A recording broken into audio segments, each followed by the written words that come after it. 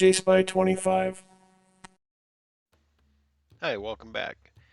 As you could tell from the last video, I was preparing for a diorama challenge, Casual Crafters Diorama Challenge, over on Fanboy Cantina's channel. I'll leave a link in the description below.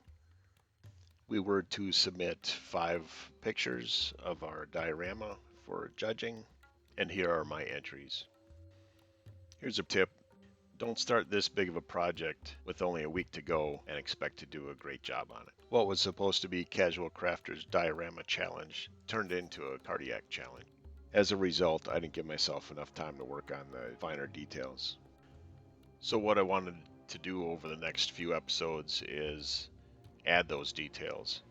And today I want to add the white highlighting by dry brushing onto the staircase. But first I'd like to add just a little bit of gold to the railing detail. As you can see here, the railing still retains some of its original color. Here I can't decide which yellow to use for the gold, so I just switched to yellow mustard. Not really, I mixed them together. Here on the detail on the railing, um, it's kind of a product of a rushed project, but I'm not sure I would have spent too much more time on it anyway. Kind of gets it across, that there's detail in the railing. Um, as far as the gold part that I am painting, that was just cut out of cereal box, some cardboard, and then layered and glued onto the railing. If I had wanted to make that railing more like the movie with all that detail, I probably would have done at least part of it, modeling it and 3D printing it, and I think that would have added a lot of time to the project. Here it is, all painted with the gray paint and some black dry brush. It's pretty subtle. You can kind of see the gold underneath, um, but I still think it adds some variant to the color, and it was worth doing.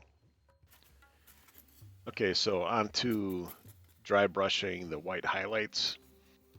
The technique for dry brushing is putting paint on the brush and then dabbing it so most of that paint is gone and very little remains on the brush. And then to just lightly brush over whatever you're painting. So it just picks up some of that color that you're dry brushing on the protrusions of what you're painting. You wouldn't want to push the paint into a crevice when you're dry brushing. You're also going to want to use a wider brush when using this technique. This might look a little heavy on the white, like it's almost snow on top of that rock flow, but it actually turned out pretty good. Pretty happy with the results.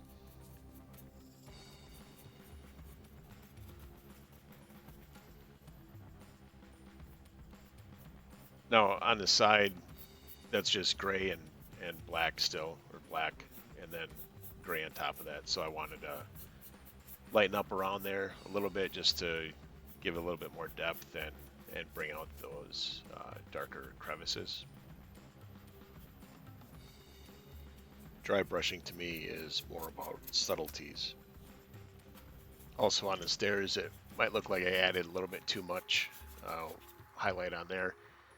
And a lot of times if it looks like that, um, I'll either wipe it off with a rag or towel or something or other, or just use my finger if it's on a smooth surface. If it's on a rougher surface, you just want to make sure you don't push it into the crevices, because that's not going to look right.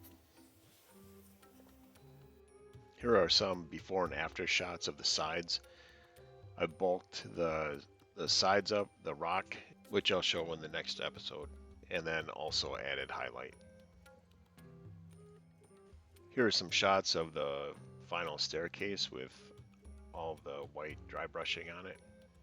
So Seems to blend together and add some depth.